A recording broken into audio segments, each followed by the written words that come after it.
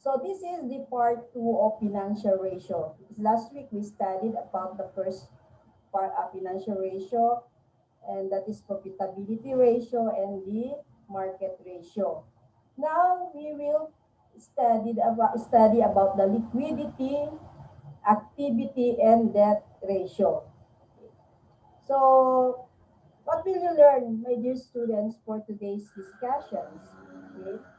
You will apply, you can learn to apply the different tools in measuring companies' activity and profitability. You will learn how to calculate the different financial ratio as tools for financial analysis.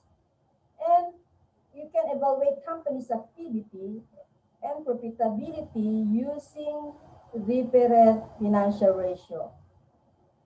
And at the same time, you can learn or you will learn how to explain why and how the ratios are used to analyze companies' activity and profitability.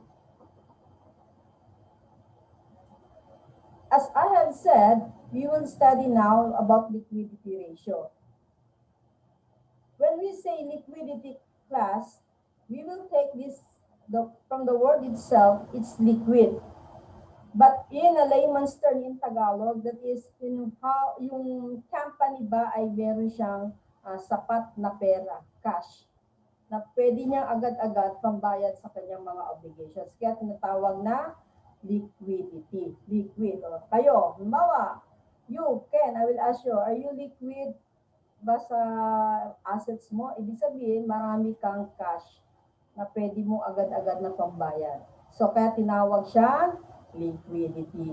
Liquid and liquidity ratio. So, liquidity ratio refers to the company's ability to pay its short-term creditors. It is also of concern to long-term creditors and stockholders. So, ang liquidity class, very important yan doon sa mga gustong maging investors. Why? Kung ikaw ba naman ay mag-i-invest in one company, syempre titignan mo may kakayahan ba siyang magbayad, lalo na yung sa mga short-term creditors niya. Kasi ang short-term creditors, usually mga 45 days, 90 days lang ang binibigay na credit terms. Okay, there are two basic measures of liquidity. One is current ratio, and the other one is quick ratio or quick acid test ratio. Okay, let's talk first about the current ratio. Current ratio ideal is 2:1, meaning you have 2 pesos na pambayad as against to your utang na 1 peso. So if in this case, you are safe. If you want to invest your money in this company, okay, you go ahead. Kasi ibig sabihin, yung company may pera siya. Kasi meron siyang 2 piso na pambayad in every 1 peso na utang niya. Okay? But class, don't forget that the ideal ratio depends on the kind of industry. So depende pa rin yan sa klase ng negosyo. Okay? How are you going to compute the current ratio? Okay, current ratio divided by current liabilities. Okay, at the end of this theory discussion class, I have my preparation of financial statement, balance sheets, and income statement para we can apply this theory in practical. Okay? So, meron tayong gagawin mamaya niya. Pagka natapos lahat ng discussion about theories. Okay? Going back here, moving forward. While the quick acid test ratio, this ratio is more conservative. Kung yung si current ratio ay may ideal siya, ito mas conservative ito. Kasi si quick acid test ratio, doon sa current assets, tinatanggal niya pa yung inventory. Bago niya i-divide yung current liabilities. Okay? Yun ang kaibahan niya. Okay? Dito si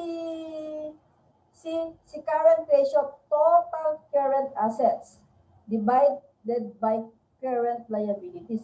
While si quick acid test ratio, ayaw niya kasama ang inventory. Okay, so current assets, ima-minus niya pa inventory. Bakit? Inisip niya kasi these inventories might not be converted into cash for a short period of time. Okay, baka hindi maibenta. Okay? So, ganyan ka-conservative si quick acid test ratio.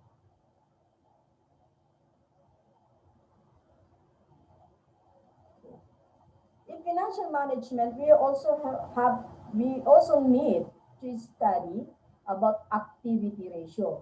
And when we say activity ratio, it is about efficiency. Okay?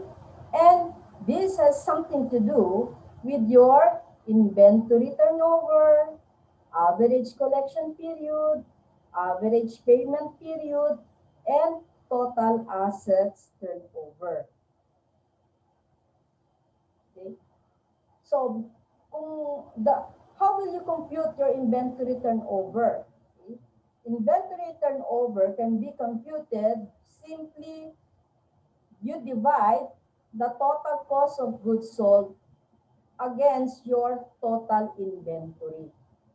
And that is your turnover. Okay, mamaya mas maiintindihan niyo siya in actual application. Okay? So, what about the average collection period? The average collection period will tell us how efficient the company in their collections of their accounts receivable. So, dapat makompute mo ilang araw ba ang tumatagal sa company na to, sa department na to, in their collection. Okay? Eh baka naman 120 days na, hindi pa sila nakakakolekta. That means they are very poor in their collection. And in that case, they are not efficient. Okay. So how are you going to compute the average collection period? Okay? You simply divide the accounts receivable by your average sales per day. Oh, and then how are you going to compute your average sales per day? Simply divide the annual sales, the yearly sales or annual sales by the number of days in a year. Diba? Sometimes we are using 366, pero in accounting, we consider 365 days as the days of the year. And then, kung meron tayong collection period, of course, we also have this average payment period. Okay? This time, this is about our ability to or performance in paying our suppliers. Okay? So, malaking factor din yan in a company to think how sound is their financial. Kung kaya mo magbayad ng utang mo, ibig sabihin, you are financially sound. Then, how are you going to compute your average payment period? Accounts payable divided by average purchases per day. And how are you going to get your average purchases per day? It is annual purchases divided by 365 days.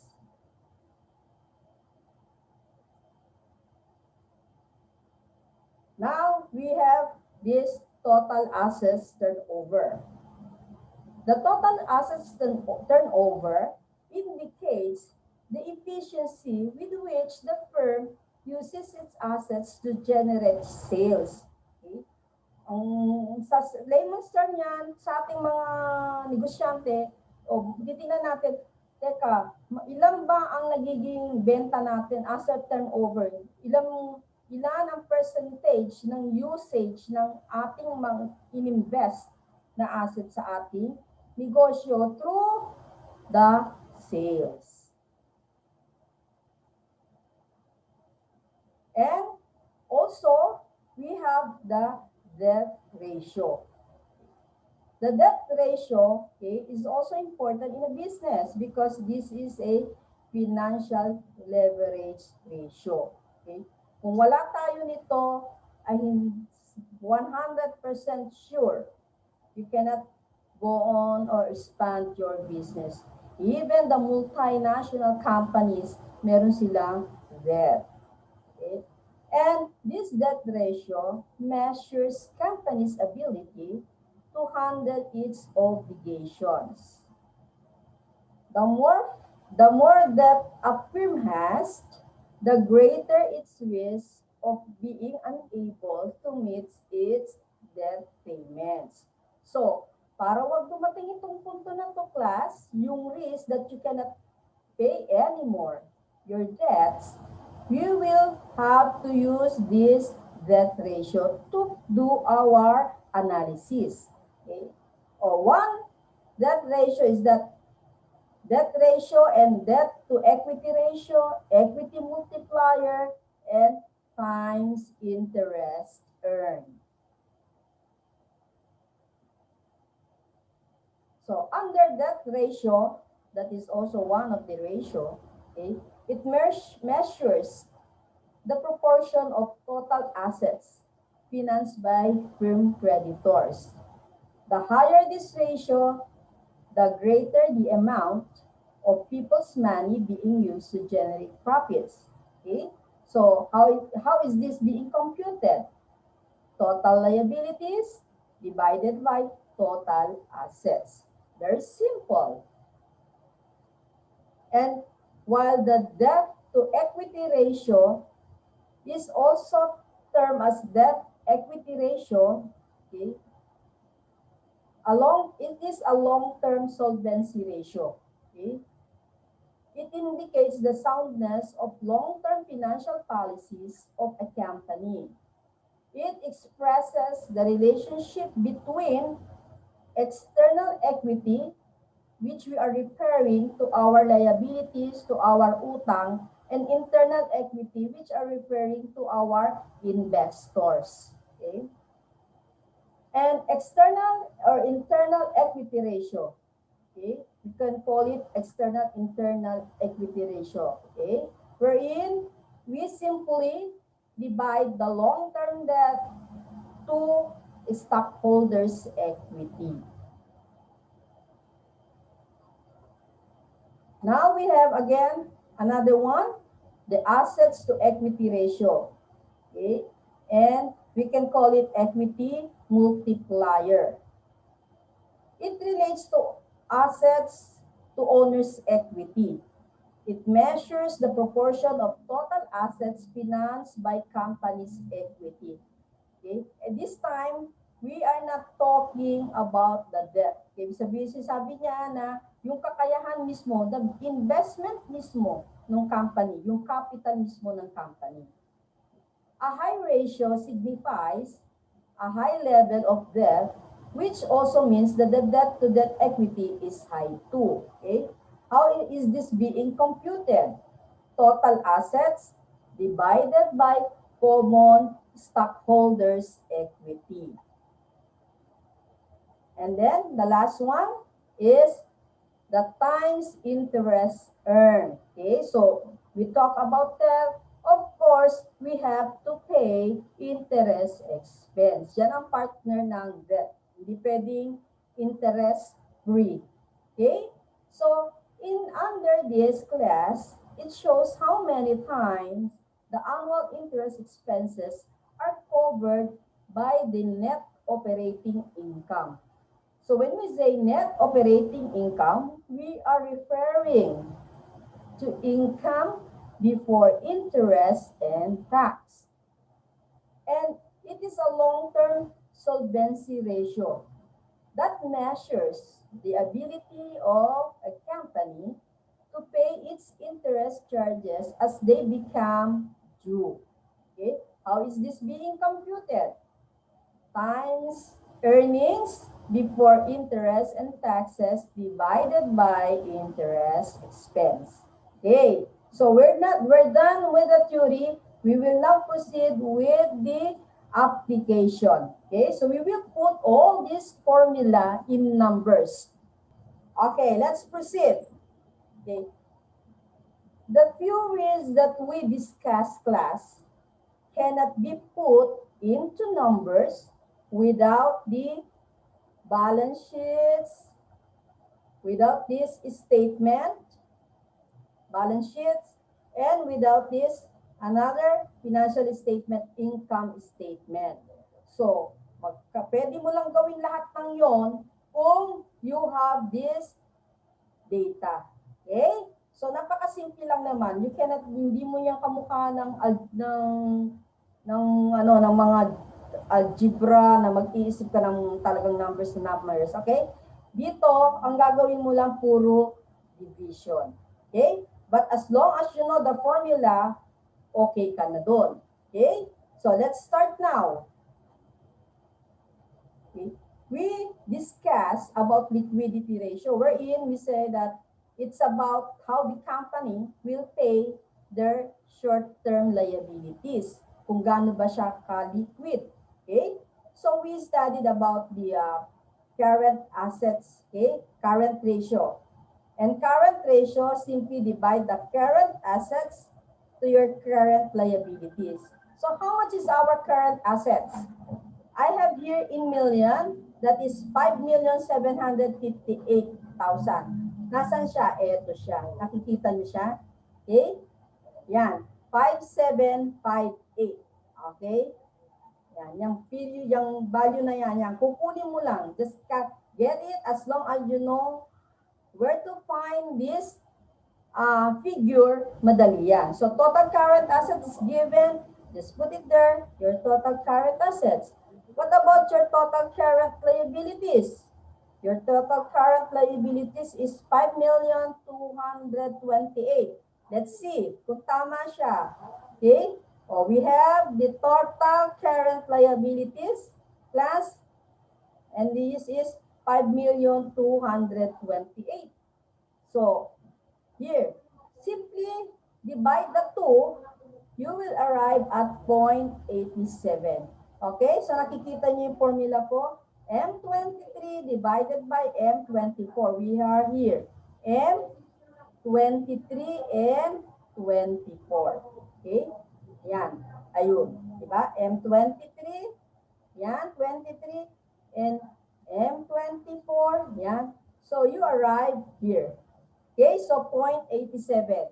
Okay? So, ibig sabihin, ang kakayahan niya magbayad ay kulang pa. That is 0.87 lang ang kaya niya ibayad sa bawat 1 peso na utang niya. So, in this case, this is not a good ratio. Okay?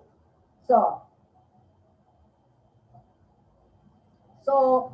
because, sabi natin, if we don't like to use the quick ratio, the current ratio, we can use the quick current ratio yung acid test, okay? Wherein we deducted the inventory. Okay? So, 5,758,000 our total assets, we are going to deduct the 1,230,000 inventory. Asan si inventory, di ba? Ito si inventory. Yan. Di ba? Which is also part, okay? Which is also part of the current assets. Pero si analyst, conservative siya, ayaw niya isama to si inventory, so i-deduct si inventory. Okay? Oh, I'm sorry. Okay, correction correction. Mali tayo. Okay? Dito sa liquidity ratio, current assets, okay, we have the 1.10. Okay, 5,758 divided by 5,228, we arrive at 1.10. Ibig sabihin, 1 peso and 10 centavos ang ating kakayahang magbayad sa bawat 1 peso nating utang.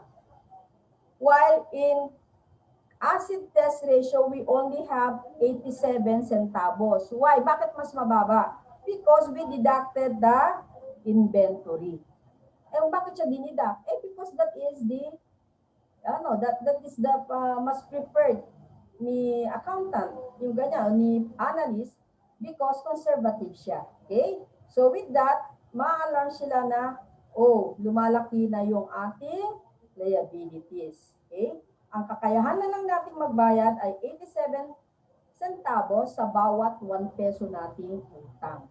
Okay, clear? Okay, now, let us proceed with activity ratio. Okay, so we said that activity ratio is measuring the efficiency of the company. Okay, kaya siya activity. Okay, so we have the inventory turnover. When we say inventory turnover, we are computing the total cost of goods sold, which is, okay, saan natin nahanapin si cost of goods sold? Siyempre sa income statements. Let's find out. Okay? Ito si cost of goods sold. Nakikita nyo? Okay, cost of goods sold, which is 17,038,000. Okay, so balikan natin yan.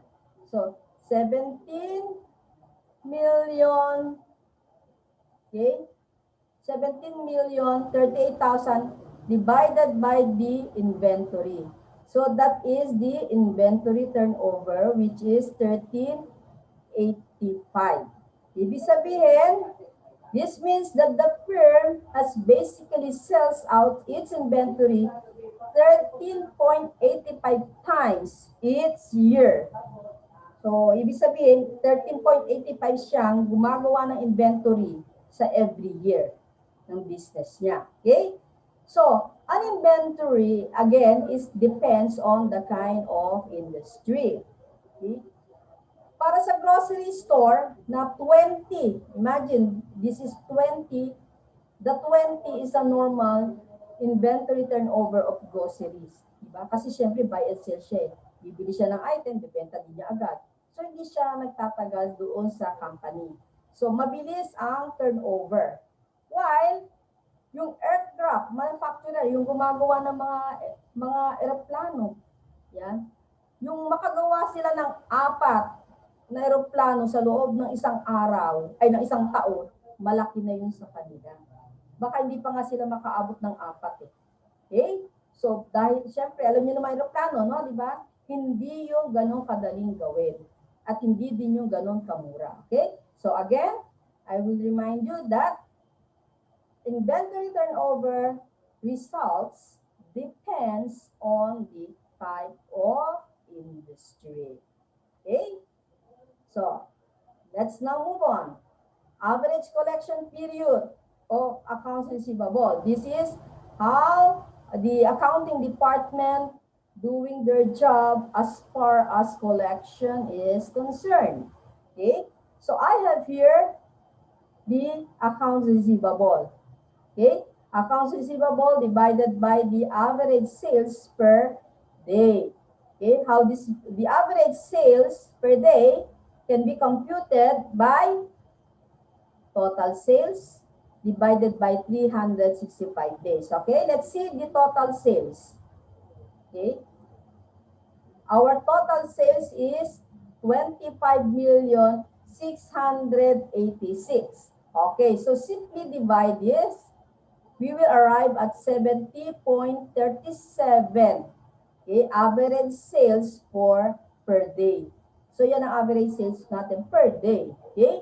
So, what we are going to do to get the average collection period is that the accounts receivable divided by the average sales per day, we arrive at 46. 46 days bago tayo nakakakolekta sa ating mga pautang. Okay? So, is this good or bad? This is bad. 46 days. Usually kasi class, collection must be at least 30 days nandiyan na siya. Okay? Iba nga 15 days lang. Okay? So, pero pag 46, I think they're not doing their job well. Okay? Now, we proceed to the average payment period. Okay? Ito naman, ito average collection, ito naman average payment. Okay? So, kung meron tayong collection, meron naman din tayong payment. Okay? And this is about our accounts payable. Okay? So how much is our accounts payable? Is 3,394,000. Let's find out, okay? So let's go to the balance sheet. Okay? Balance sheets under liabilities and okay, so accounts payable is 3,394,000. Okay? So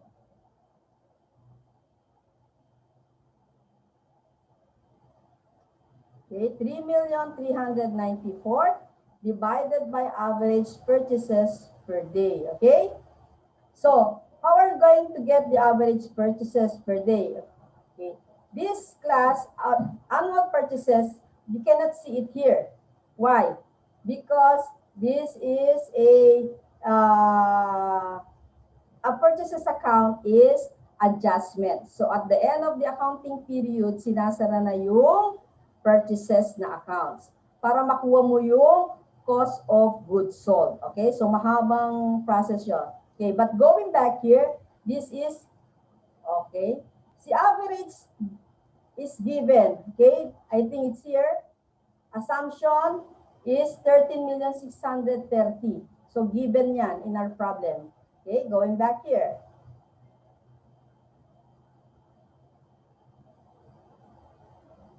Okay, so 13,630,000 divided by 365 days, you arrive at 3734. So this value, we are going to use that in our computation of average payment period. This is 3734. And then you will arrive at 90.89 days. Look at this formula, okay?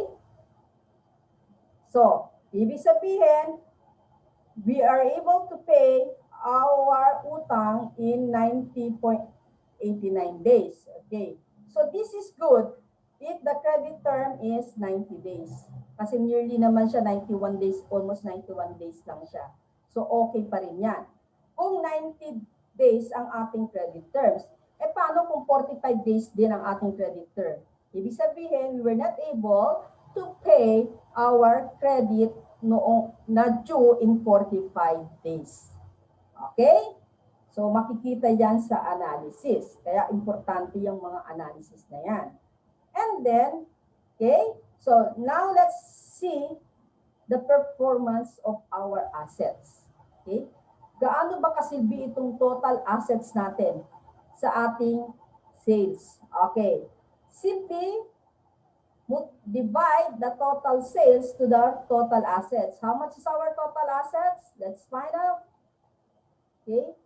Total assets is 19,178,000. So we are going to use that against our sales of 25 million. Okay. So we are here in assets turnover. Okay. 25 million divided by total assets, we have 1.34. Ibig sabihin niyang class, yung performance ng ating assets, okay, as against doon sa sales is 1.34, okay, percent. Okay? Then what about the debt ratio? Debt ratio is total liabilities, okay, total liabilities divided by total assets, okay? So, am I correct with my 10,562,000? Let's find out. 10 million total liabilities. Okay, so 10 million total liabilities is 10,562,000. This is the total of current liabilities and non-current liabilities. So 10,562,000 ang ating total liabilities. Okay? So that is the figure being used in our debt ratio. Okay? Total liabilities against total assets arrive at 0.55. Okay? Ibig sabihin niyang class, half ng ating assets, okay, ay galing sa debt. sa utang. Okay? Half of it. Okay? What about the average to equity ratio? Okay? You will be needing your total assets, okay, and your common stockholders equity. Okay. Okay. 8,556,000 is your common stockholders equity. Okay. When we are going to get that figure in our balance sheet, okay, this is our balance sheet. We will get the stockholders equity. Okay. It is 8616. Sasabihin nyo, mali. Bakit mali? Okay, but 8,556,000. Because this is the total stockholders and kasama si preferred. Ang sinasabi lang naman natin dito ay common stock. So, we are going, from this figure, we will minus deduct the preferred shares to arrive at 8,556,000. Okay? So, okay, yan. 8,556,000. So, we arrive at 2.24. This results that AA assets are 2.24 times greater than its equity. This value is reasonable given that the debt ratio shows that it's slightly more than half of assets. So, okay lang naman because, okay, in doing the financial analysis class by the analyst, they are not just use one analysis, okay? So for example, dito, they use the debt ratio and they found out na, ay, di maganda ang performance ng company. Sasabihin mo ba agad right there and then na magko-conclude ka na, ay, the company is not doing good, okay? No, you should not do that, okay? Because you can still use other financial ratio. And this time, the analyst used the asset to equity at nakita niya na okay naman to 24. Okay? Compare mo doon sa half noong debt ratio. Okay? So, we have the last one, the times interest earned. Okay? It is simply that earnings before interest taxes divided by interest expense. Okay? So, we have 3,342,000. So let's get it from our income statement, where it is. Okay, in our income statement, we have the, okay, we are talking earnings before interest and taxes. Okay, EBIT, and we have 3,342,000. While the interest expense is 246,000. Okay. So let's find out our times interest earned. Okay, so earnings before interest and taxes is 3,342,000, while we only paid 246,000 in our interest expense. That gives us 13.59. This results indicates that the firm could experience a substantial decline in earnings and still meet its interest obligation. So, ibig sabihin ng class, kayang-kaya niya pa rin magbayad ng kanyang interest. Okay, so kung ikaw si analyst, again, ipapaalala ko, don't just use one financial ratio because there are lots of financial ratio that you can use in order for you to arrive at a good conclusion. Okay? So you can make a combination of every financial ratios that you need. Okay? As long as you know how to do that. Okay? As long as you have the formula na tama, okay yon. So bago ka makapag-arrive sa iyong conclusion.